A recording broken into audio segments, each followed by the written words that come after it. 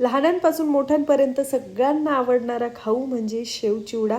एकदा बनवून महिनाभरापर्यंत स्टोअर करू शकता आणि वेगळ्या चवीचा इथे आपण चिवडा बनवलेला आहे.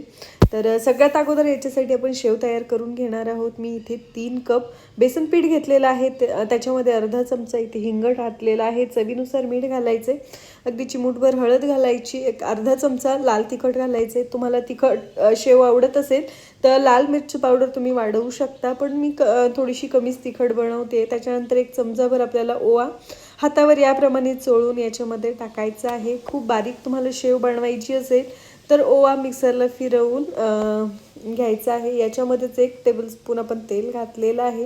हे मिक्स करून घ्यायचं आहे. त्याच्यानंतर याच्यामध्ये आपल्याला थोडं थोडं पाणी घालून हे मळून घ्यायचं आहे.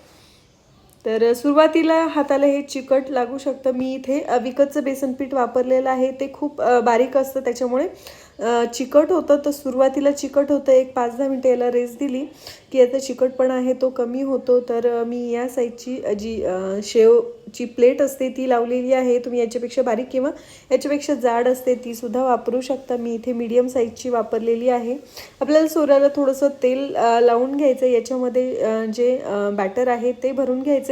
हे बॅटर तुम्ही पाहू शकता खूप जास्त पातळ नाही किंवा खूप जास्त प्रमाणात घट्ट नाही आहे. तर या पद्धतीचं हवं आहे. आपलं तेल चांगलं गरम झालं की याच्यामध्ये आपल्याला शेव सोडून घ्यायची आहे. सुरुवातीला खूप जास्त प्रमाणात याच्यावर बुडबुडे असतात. बुडबुडे कमी झाले की शेव आपल्याला पलटून दुसऱ्या साईडने सुद्धा तळून घ्यायची आहे. दुसऱ्या साईडने ही बुडबुडे बंद झाले की आपल्याला शेव काढून घ्यायची आहे. खूप जास्त तेल गरम नको आहे, नाहीतर आपली शेव आहे ती जळल्या जाते. याचप्रमाणे बाकीची सगळी शेव आपल्याला तयार करून घ्यायची आहे. तर मी सगळी शेव तयार करून घेतलेली आहे. याच्यानंतर आपल्याला चिवडा बनवायला घ्यायचा आहे. तर सगळ्यात अगोदर त्याच्यासाठी आपल्याला मुरमुरे भाजून घ्यायचे आहेत. तर गॅसची फ्लेम आपल्याला लो टू मीडियमच ठेवायची आहे, म्हणजे आपले मुरमुरे आहेत ते छान क्रिस्पी कुरकुरीत होतील. हाय फ्लेमवर तुम्ही भाजले तर ते जळू शकतात. तर तुम्ही पाहू शकता मुरमुरे आता छान क्रिस्पी झालेले आहेत. तर एका मोठ्या भांड्यामध्ये आपल्याला हे मुरमुरे आहेत ते काढून घ्यायचे आहेत, म्हणजे आपल्याला सगळे जे मिक्सर आहे आपलं ते व्यवस्थित मिक्स करता येईल. त्याच्यासाठी सुरुवातीलाच आपल्याला मोठ्या भांड्यामध्ये मुरमुरे काढून घ्यायचे. या पद्धतीने मी सगळे मुरमुरे भाजून घेतलेले आहेत. त्याच्यानंतर एका कढईमध्ये आपण तेल गरम करून घेतलेलं आहे. खूप जास्त प्रमाणामध्ये तेल घ्यायचं नाही आहे. याच्यामध्ये एक वाटीभर मी शेंगदाणे तळून घेते आहे.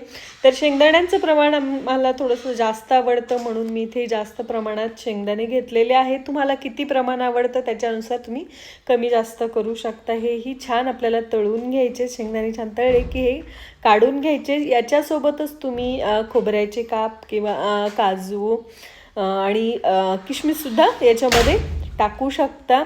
तर हे शेंगदाणे आपल्याला मुरमुऱ्यांमध्येच टाकायचे. त्याचप्रमाणे एक वाटीभर मी इथे डाळवं घेतलेलं आहे, ते सुद्धा आपल्याला थोडंसं तळून घ्यायचे. डाळवं तळण्यासाठी जास्त वेळ लागत नाही, फार पटकन हे तळलं जातं. हे सुद्धा काढून आपल्याला मुरमुऱ्यांवर टाकायचं आहे.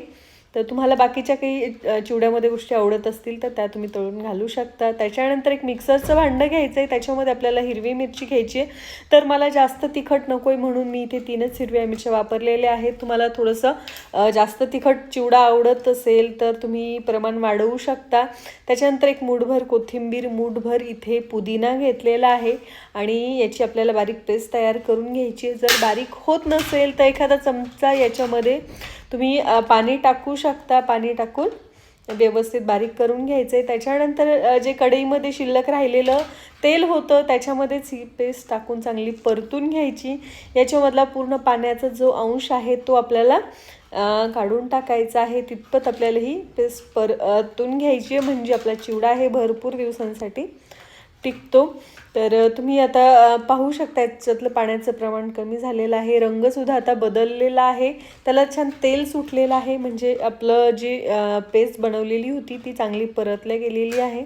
याच्यामध्ये अगदी थोडीशी आपल्याला हळद घालायची आहे आणि अर्धा चमचा इथे मी लाल मिर्च पावडर टाकलेली आहे.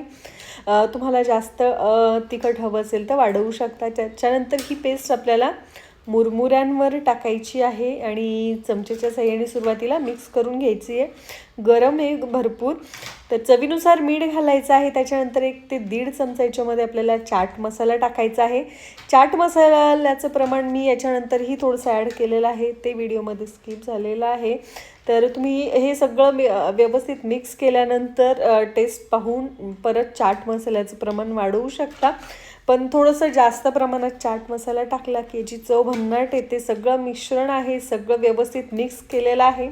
आपल्या चिवड्याला तुम्ही पाहू शकता रंग छान आलेला आहे आणि चवीलाही अप्रतिम लागतो.